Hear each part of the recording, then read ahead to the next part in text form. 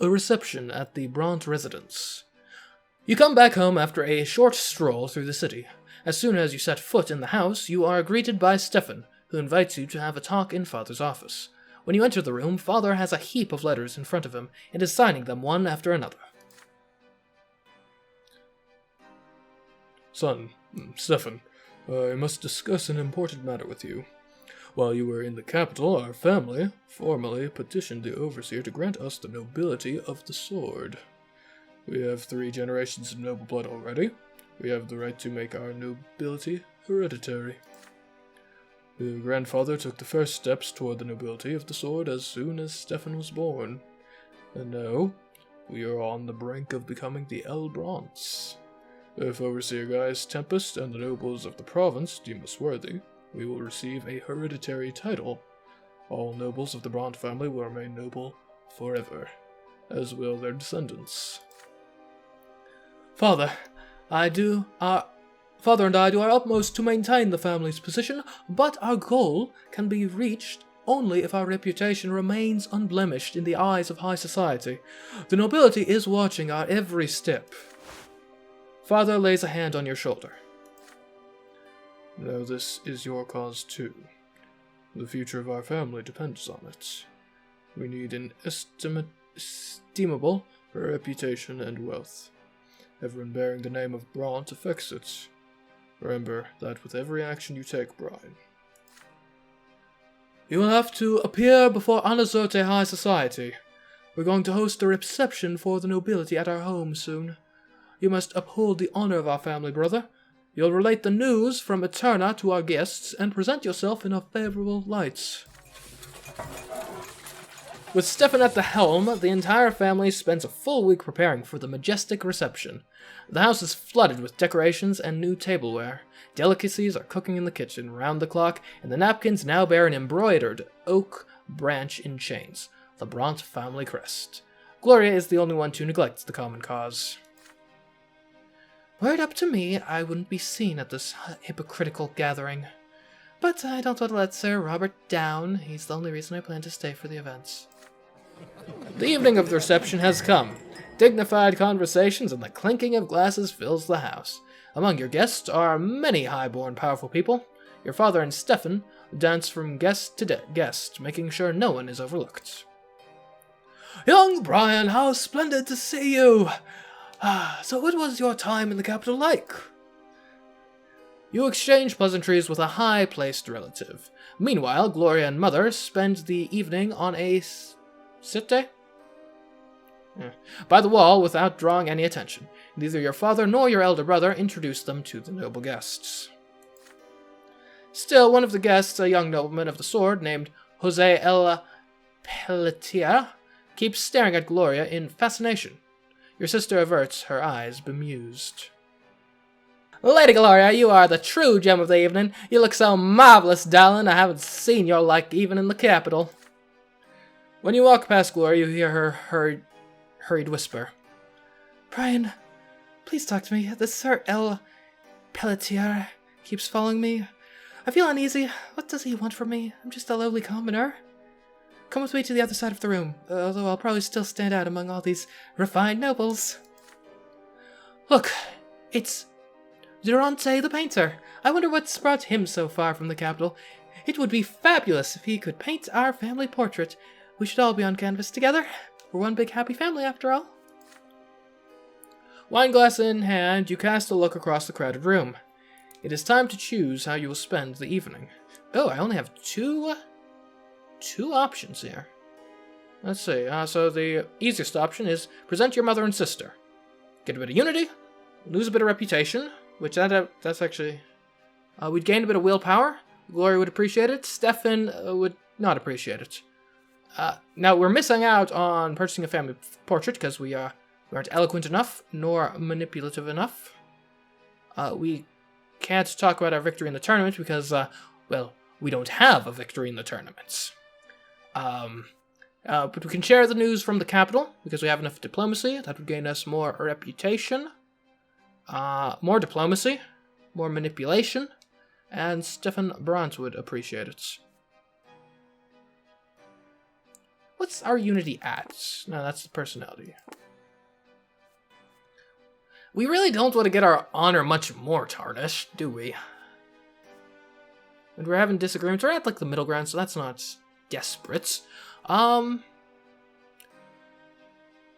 no reason to make a scene about this. It's a gathering of the nobility, so we must play our part accordingly. We'll share some news from the capital, we'll gain some manipulation, gain some diplomacy, and help our reputation out. And Stefan will appreciate it, which, you know. I don't want a terrible relationship with Stefan. I mean, heck, I've actually, of all my siblings, he's the one I actually get along with the best right now, which, you know, if you had told me that back in, like, childhood and adolescence, I would not have believed you, but here we are. We're going to share some news from the capital. The moment you approach Stefan, he links elbows with you and leads you to the most prestigious place by the table, where the most eminent of the guests are seated. May I present to you my younger brother, Brian Brante. He's just returned from the capital. Brian, why don't you entertain our guests with the latest news from Eterna? You make a courtly introduction and describe recent noteworthy events in the capital. The celebration of the heir's coming of age, the attempt by Gaius Tempest to enshrine in law the rights of the nobles of the mantle, Patriarch Luke's sermon. The nobles inquire about the customs and sentiments of the capital. Is it true that the wealthy commoners of Eterna do not acknowledge the authority of the nobility, or that the adherents of the new faith openly denounce the lots? You describe the state of affairs in the capital in a delicate manner so as not to antagonize your guests. Yes, there are plenty of liberties taken in Eterna, but you can attest to the fact that the Empire still rules with a firm hand and maintains order. More and more listeners gather around you. They plunge into a heated discussion. Will this wave of change reach our province? What awaits our homeland under the rule of the new overseer Gaius Tempest? The guests agree that the nobles of the province have some tough times ahead of them, but worthy families like the Brontes give them hope. Excellent, brother. You have shown yourself and our family in a favorable light. Moreover, you managed not to distress our guests with the alarming news. The night was a success. Boom. Modest position. Diplomacy's going up. We're still naive, but we're actually close to getting to that base level of manipulation. Also, worth noting, one of those stat checks was a stat of 12, which I believe... Yeah, 12 isn't one of the, like, base ones. Isn't one of the notable, like, steps where it, like, gets a different name, right? 13 is where you get the different one. So, although I wasn't... Yeah. So that probably does mean that each stat gain can potentially be useful. So we shouldn't necessarily just be like, I'm already up to 17 Valor, I don't need it anymore. So, yeah. Anyways. Carrying on.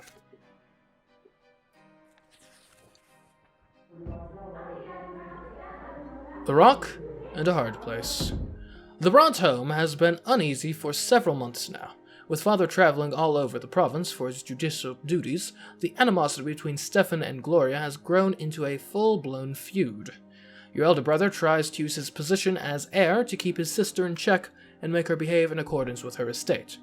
Gloria repudiates his authority. Their fights rock the house on a daily basis. Eventually, after returning from his latest trip, father gathers Stefan, Gloria, Nathan, and you in his office. His somber look portends a difficult conversation. Stefan gazes at his father defiantly. Gloria is poised to lash out and run away. Nathan quietly keeps to his side. Or to the side. Children! For a long time now, our family has been striving to become nobles of the sword. Every noble member of the Brante family will gain a hereditary title. This is your grandfather's dying wish. Gloria sighs loudly. Then why am I here, Sir Robert? She's right. This is a Brante matter. Wait until I finish, Stefan. I am still the head of this household. If you are truly so concerned about honor, show your father some respect. It can't be helped. Not all of us are noble, but now we must be united as never before. We must work together to protect the reputation and wealth of this family. But you, Stefan, perpetually humiliate Gloria. Father, All I'm trying to do is put her in her place. You know perfectly well the consequences of any attention Gloria might attract. Our every step is being observed, and those nobles will make pariahs out of our family for all eternity, if they remember Gloria's filthy origins, and your reckless marriage to Lydia. Father turns red in the face, but with considerable effort he remains composed. That is so. Our grandfather did everything in his power to remedy your mistakes. Please, Father, don't repeat them. Gloria speaks up. I'm just trying to live, Sir Robert. But Stefan wants to lock me in a cage so nobody will ever lay his eyes on me. That's not it at all. You are lowborn, but you don't live by your lot. You do whatever takes your fancy. You're constantly grumbling about the order of things. Did you know, Father, that she defies all prohibitions by continuing to write poetry? As far as you're concerned, anyone who contradicts you is an insurgent. When will you grasp the idea that you may not argue with a nobleman? I am the heir of this family, and my word is your law. Purple with rage, Father slams his fist on the table. It is rare to see him so furious. Both your elder brother and your sister instantly fall silent. Frightened, Nathan shrinks into a corner. Hold your tongues, both of you. Let Brian speak. He has witnessed your quarrels. He should know best which of you is in the right. Okay, well then. So we've failed both our stat checks here, I think. Yeah, we don't have enough theology to appeal to Nathan. Although, I mean, it in story, like, you know, that's kind of a bit of a jerk move of like, yeah, ask the younger brother, I don't have an opinion. Let's see. Send Gloria to Valana? Uh-huh. Interesting. We can't do it, though, so yikes. Yeah, because we don't have the manipulation or relationship with Glory. So we can either side with Stefan, unity goes down, relationship with Gloria goes down, or we can defend Gloria.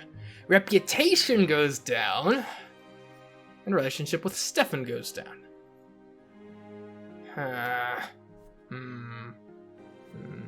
It's always between these two, isn't it?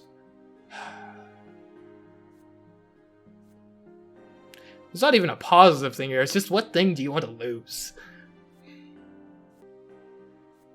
And neither our unity or reputation are in particularly good straits right now, either. The way I see it right now, and this might be the wrong way to look at things, we've got a decent relationship with Stefan, so, like, we can afford to upset him slightly here. Whereas if we barely have a relationship with Gloria.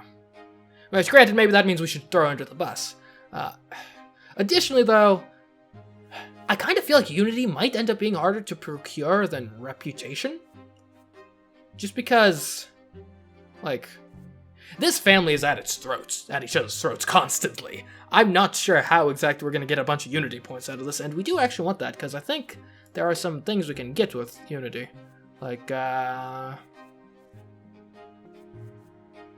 for all of these, well, not all. For most of these, a lot of these family things, we need the unity to be somewhat decent.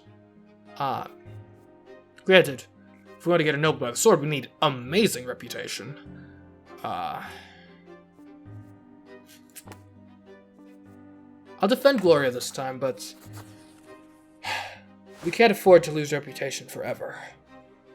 You turn to Stefan abruptly and point your finger at him. It's no wonder Gloria fights back so fiercely. Stefan torments and chastises her incessantly. If your elder brother stops smothering every impulse Gloria has, she won't resist so viciously. You're a family, after all, not a pack of wild animals where the strong dominate the weak. Are you blaming me for her escapades, Brian? Me, who selflessly labors to preserve our family name? This is outrageous. Father, will you really heed to his advice? Purple with rage, Stefan clenches his fists. Father rises from his seat, eyeing his eldest son gloomily. Brian is right, Stefan. You have overstepped your bounds. I took Glory into my house, so you, my son, must respect her and be considerate of her. Your origins do not give you the right to put such pressure on your sister. Stefan rushes out of the office and slams the door behind him. Gloria cannot conceal her joy upon hearing you and Father chastise Stefan. That little tyrant! That'll teach him that what goes around comes around. I hope he leaves me be from now on. Soon, rumors start circulating in Anazote, high society, suggesting that you are orchestrating a plot against Stefan, the legitimate heir of the family. It is not hard to guess who started those rumors. Now the entire city knows that there is trouble in the Brante household.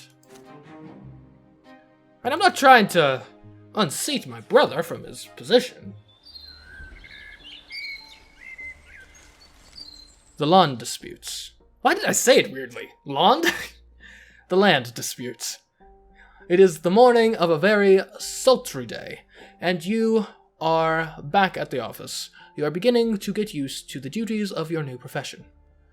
Father visits you on the job now and then to see your progress and provide advice, but by now he is confident you can handle the work on your own.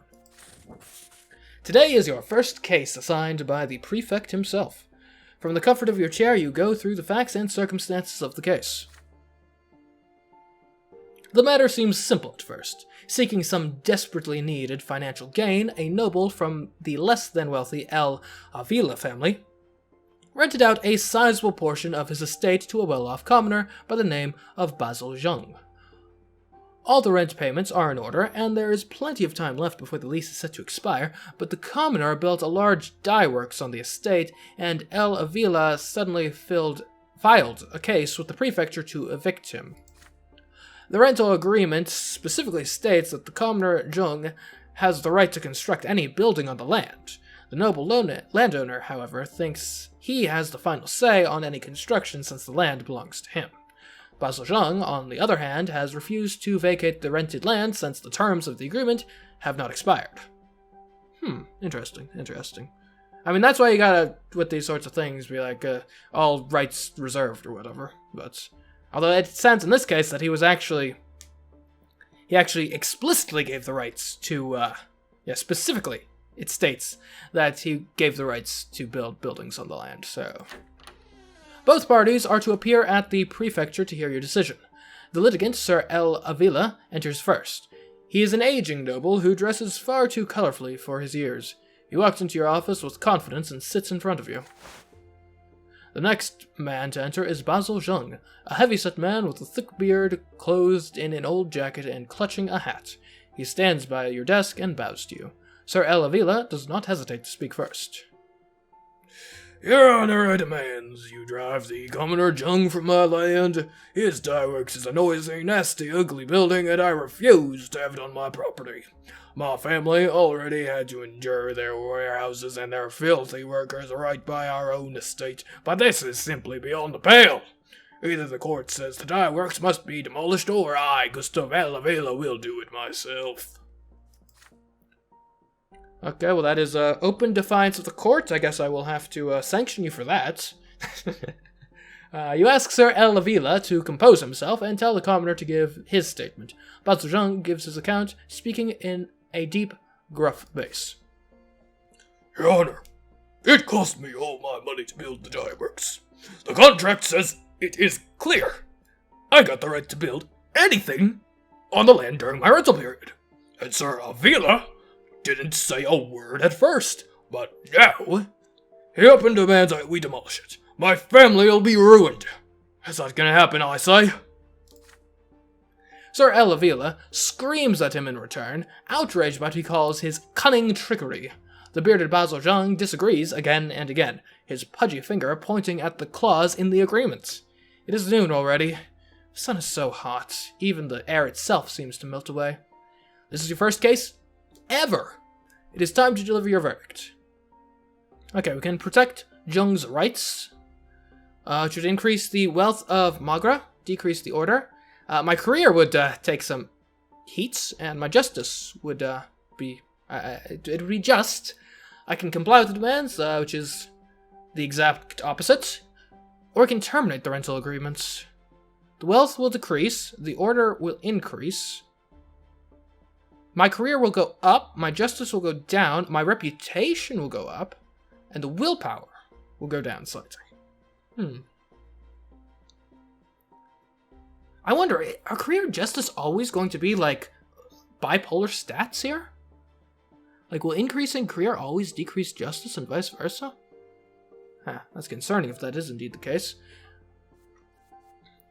Okay, so what's the description? You propose a law that would grant noble landowners the right to terminate their... Oh my gosh! Wait. Oh, wow! Or you can get a bribe. That's something.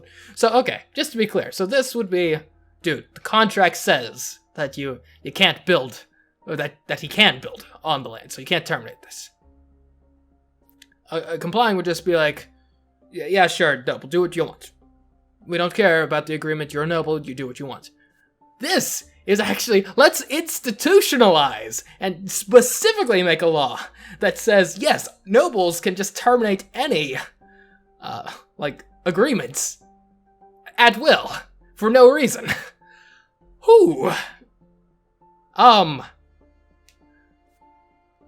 At the same time, though, we'd get a bit of reputation for that. And ultimately, here's the thing. Obviously, the correct thing to do here, in a moral sense, is protecting Jung's rights. The contract says that it is Jung's right to build what he sees fit on the land. If the noble wanted to stipulate, oh no, you can only build certain things, he could have done that in the terms of the contract. So therefore, Jung is completely in the right here. However, this puts our career in some dangerous waters, and we don't necessarily want to do that immediately. Yeah.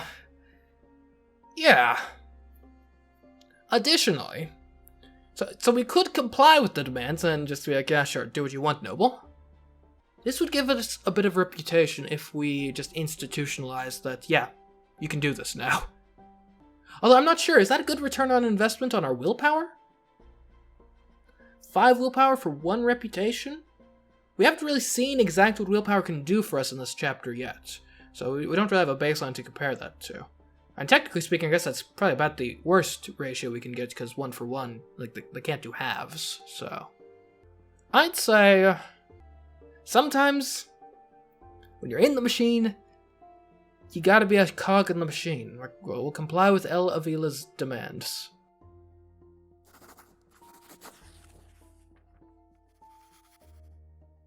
You deliver your verdict. The terms of the rental agreement notwithstanding, no commoner has the right to construct a factory or any other full-scale production facility on a noble's lands without the noble's explicit agreement. Okay, so I guess what we're doing here, because we can't just say, the contract doesn't work. What we're saying is like, when the contract says you can build what you want, it means you can build what you want within reason. And then we determine what within reason means. Don't you love it when the courts do that? I just love it too. Anyways, you remind Jung that the land belongs to, and will always belong to, the El Avila family. As the noble of the sword, this right trumps any agreement. The commoner, Jung, has 1 week to dismantle the dye works and vacate the land, effective immediately. What are you saying, Your Honor? I put all I had into this. My family will starve. I'm not leaving until I have my justice. You have no choice but to call for the gendarmes. I really need to figure out how to actually pronounce that. You demand that Jung calm down and accept the verdict with humility as a commoner should. Rule over land is an eternal noble right, not a commoner's right, you tell him. But Basil Jung is stubborn. He refuses to leave your office and keeps shaking the rental agreement at you, even as the gendarmes remove him from your office and the prefecture.